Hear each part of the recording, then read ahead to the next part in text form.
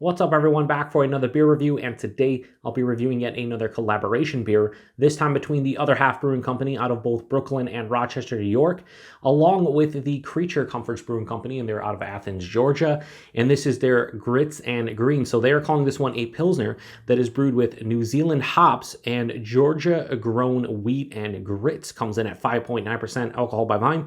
No IBUs listed time of review. This can is approximately 3 weeks old. So this might be the first ever beer I've had with grits in them, but it sounds quite interesting. You're taking a Pilsner, got New Zealand hops, and then you've got Georgia-grown wheat and grits, collaboration with a Georgia brewery, and yeah, sounds pretty interesting. So I grabbed this one thinking should be a lot of fun to at least review. Hopefully it's delicious. Most of the Pilsners I like from Other Half, but I always complain about Other Half's pricing on Pilsners because you're usually $14, $16 a 4-pack, bit pricey. This one was $16, so I guess at the end I don't have to say price and availability. Well, maybe availability, but not price. Oh, so as far as a Pilsner goes, that is looking pretty hazy. So yeah, that whether it's chill haze or actual haze, it's not full on. Yeah, you can't really. It's not crystal clear. Has a little bit of murk there. Quite carbonated, has this like golden yellow color, about a finger of this really fluffy, bright white looking head. So kind of looks like a Pilsner, but definitely like an unfiltered Pilsner we'll go with. So let's get a nose on it. So yeah, it smells like a Pilsner. Has really this sweet, like hay, sweet, like crackery kind of malt base. A slight corny sensation from the grits, kind of slightly corny in some way.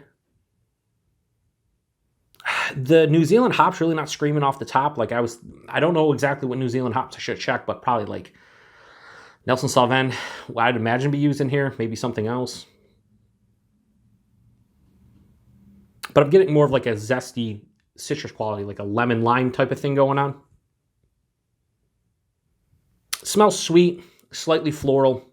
A little bit of that corny sensation and a touch of like zesty citrus character. Smells super refreshing and like it's going to be quite crushable. So let's get into it. Cheers, everybody.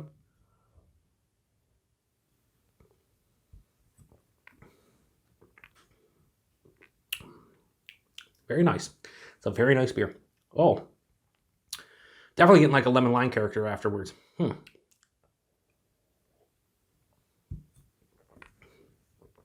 First off, body for 5.9%. This is like medium, a little bit over medium body. I know when you drink a Pilsner, you probably don't want like a full-bodied beer, and this isn't, but this has a little bit more heft. I was expecting like higher side of low body to like lower side of medium body. This is like straight up medium body. Mouthfeel is crisp. The beer is relatively clean, but it has a little bit more of like a slightly soft, like almost smooth character. Not really creamy or anything, but just maybe the grits. Very, yeah, quite soft. Like it has a crispness to it, and then right instantly it just like smooths out. Wow, I really like the body and mouthfeel of this one. The taste is almost like 99.9% what the aroma was bringing. So sweet, sweet crackery, like hay-like type of like malt character right at the forefront. Right after that, a little bit of a corny sensation. And then right mid-palate, I'm hit with like this zesty lemon lime character, more of like the zest, like that's why I said zesty, more of like the zest or pith of a lemon and lime. And then a little bit of like a floral sensation as well. Finishes with a mild to moderate bitterness, but on the lower end of bitterness. A semi-dry finish. It's really, really fucking nice. Wow. The lacing is, how do you say, fantastic as well. Yeah, this isn't a mind-blowing beer. I don't think anybody's going to drink this one and just go nuts about it and be like, oh, God, it's 5 out of 5, just the most amazing beer. Maybe. There might be a couple people out there to do that. But for me, you're talking about a Pilsner that's sub 6%.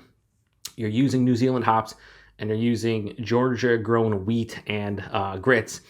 And is it a novelty beer? Maybe to some degree, but I think the taste on this one indicates to me that it's a fucking really well-made beer. I'm kind of surprised at how good this is. Not because, you know, these breweries, you know, making a good beer would surprise me. Listen, Other Half's my favorite brewery, probably. Yeah, it's probably my favorite brewery. Creature Comforts, I can't say I had anything from them. I've had a couple of collabs with them, but I know they're well-known in Georgia and in the South, being a great brewery. So these two breweries, hyped, Well known. They make good beer. So I'm not surprised that this is a good beer. With the ingredients, I thought I might be a little bit like, this is kind of novelty. Is it going to, I don't know. It's a fucking good Pilsner. Yeah, I'm going to drink the shit out of this and enjoy every second. So Grits and Greens from Other Half and Creature Comforts. Low 4.25 out of 5 and go 4.15 out of 5. Damn tasty beer. I like the zesty lemon lime quality. I like the body and mouthfeel a lot to this one. I think it enhances the drinkability. I like that it's medium bodied. I like that there is a nice mouthfeel. This one, while it's being crisp and clean and effervescent and the whole nine, still has this nice soft, smooth component to it, which sounds really weird when I'm saying it, but like you have to drink it to kind of understand what I'm talking about, because it hits you with that crispness and a clean finish as well on the palate, but like it's just so soft and smooth after that. It's like, oh, you get like the carbonation that just very soft and smooths out after that. So really nice. Yeah, I think this is a really nice Pilsner. I do. Price point and availability, like I said, Other Half, brewery only typically. Sometimes they do mobile can releases. If you're in a bigger city in New York, you should be able to get some of their stuff at some point. Price point, I already said it was $16 a 4-pack. Here's the thing with these.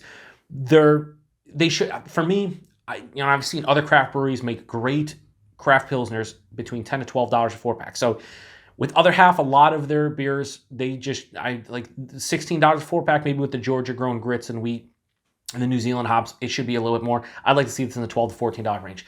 $4 for this can is a bit pricey. Even at a 4.15 out of 5, I'd like to see this at $3 a can or $3.50 a can at most.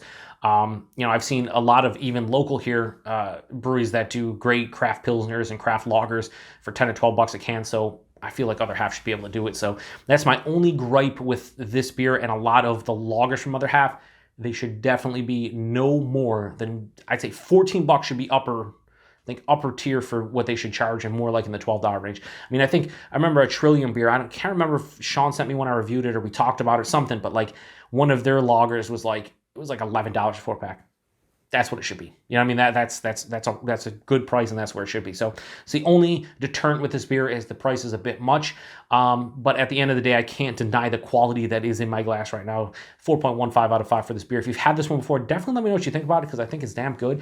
Shout out to, I believe it was Wes on Untappd that mentioned this one to me. Sent me a message on there.